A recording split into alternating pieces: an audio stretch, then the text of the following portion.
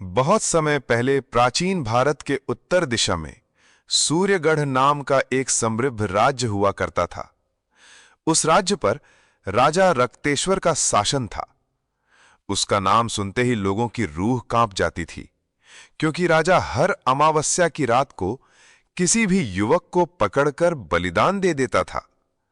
उसकी इस निर्दयी परंपरा ने पूरे नगर को भय और शोक में डुबो रखा था। दरबारियों और मंत्रियों की भी हिम्मत नहीं थी कि वे उससे कोई सवाल कर सकें। लोग धीरे धीरे राज्य छोड़ने लगे थे। व्यापार ठप हो गया था और मंदिरों में भी सन्नाटा छा गया था।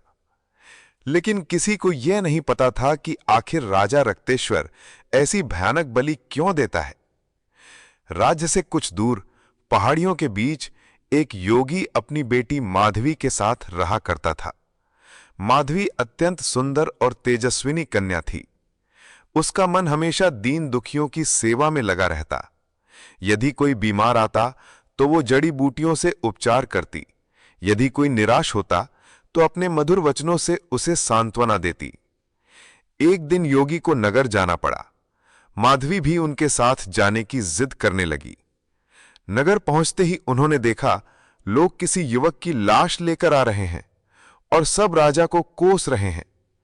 यह देखकर माधवी का हृदय पिघल गया। जब उसने कारण पूछा तो नगरवासियों ने कांपती आवाज में सारी सच्चाई बता दी। सुनते ही माधवी बोली, पिताजी, मैं राजा रक्तेश्वर से विवाह करना चाहती हूं। यह सुनकर योगी चौंक उठे। बोले, बेटी, वो नर पिशाच है जो हर अमावस्या निर्दोषों की बलि देता है। तुम उसकी दुल्हन बनने की बात कैसे सोच सकती हो? माधवी शांत स्वर में बोली, पिताजी, मुझे मालूम है कि यह मार्ग कठिन और जोखिम भरा है, परंतु यदि मेरी बुद्धि और सत्य के बल से मैं एक निर्दयी राजा का हृदय बदल दूं, तो यह मेरे जीवन की सबसे बड़ी सफलता होगी। मौत तो सबको एक दिन आनी है, क्यों ना उसका सामना धर्म के लिए किया जाए। योगी ने बहुत समझाया, पर अंततः बेटी की जिद के आगे हार मान गए। भारी मन से उन्होंने अनुमति दे दी। कभी रक्तेश्वर भी बहुत न्यायप्रिय और दयालु राजा था, लेकिन उसके युवावस्था में एक घटना ने उसका जीवन बदल दिया। वो अपनी रानी चंद्रलेखा से बहुत प्रेम करता था। एक दिन उसने अपनी आंखों से देखा कि रानी किसी तांत्रिक के साथ गुप्त भेंट कर रही है। तांत्रिक ने छल से रानी को अपने वश में कर लिया था। क्रोध में आकर राजा ने दोनों को मृत्युदंड दे दिया। उसके बाद से रक्तेश्वर का मन स्त्रियों और प्रजा दोनों से उचट गया था। वो एकांत में रहने लगा। तभी महल के एक गुप्त कोने में उसे एक शापित ग्रंथ मिला। उसमें लिखा था कि यदि हर अमावस्या को किसी युवक का रक्त चढ़ाया जाए तो तांत्रिक आत्माएं प्रसन्न होती हैं और राजा अमरत्व प्राप्त कर सकता है। पत्नी की बेवफाई से घायल हृदय और अमरत्व की लालसा ने उसे निर्दयी बना दिया। तभी से वो हर अमावस्या बलि देता आया था। जब माधवी ने स्वयं जाकर दरबारियों से कहा कि वो राजा से विवाह करना चाहती है, तो सब हैरान रह गए। संदेश राजा तक पहुंचा।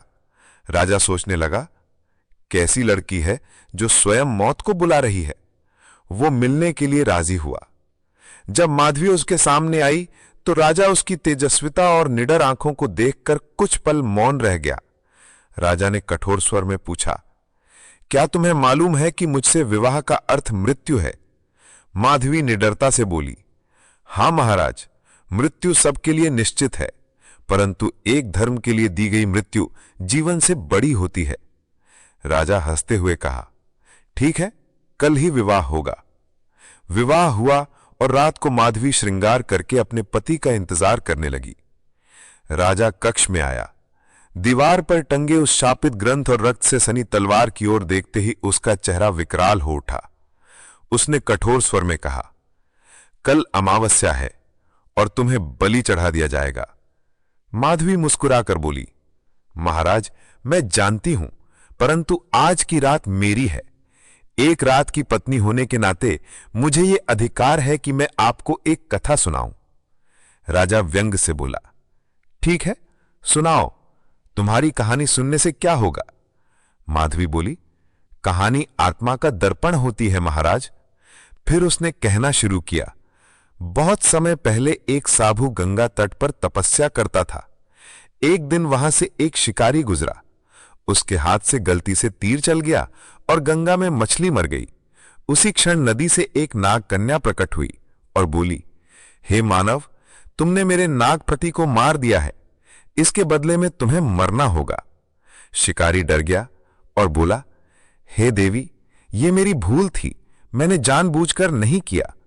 नाग कन्या ने क्रोध में कहा, भूल से भी किया गया पाप पाप ही कहलाता है।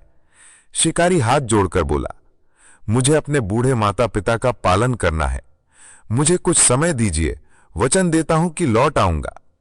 नाग कन्या ने सोचा और कहा, ठीक है, तुझे 30 दिन की मोहलत है। शिकारी घर गया, अपने माता पिता की सेवा की, उनका पालन किया और समय पूरा होने पर वापस गंगा तट पर आ गया। नाग कन्या ये देखकर चकित रह गई। उसने कहा, हे मनुष्य, तेरी निष्ठा ने मेरे क्रोध को शांत कर दिया, जा, तुझे जीवन दान देती हूं। कहानी सुनते सुनते रात बीत गई। सुबह हुई तो राजा ने कहा, आगे क्या हुआ? नाग कन्या ने शिकारी को सचमुच छोड़ दिया। माधवी बोली, महाराज, ये तो कल की रात सुनाऊंगी, आज का समय तो समाप्त हो चुका है। राजा सोच में पड़ गया। पहले कभी कोई स्त्री उसके सामने इतनी निडर नहीं हुई थी।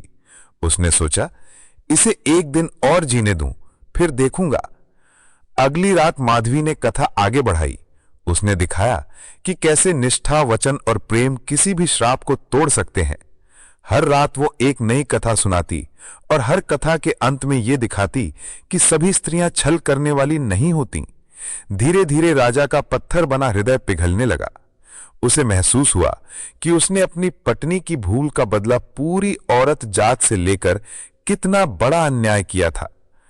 अंततः माधवी बोली, महाराज, जब तक आप उस शापित ग्रंथ को नष्ट नहीं करेंगे, तब तक आपकी आत्मा कभी मुक्त नहीं होगी। राजा ने उसी क्षण ग्रंथ को जला दिया। उसकी आंखों से पहली बार आंसू बहे।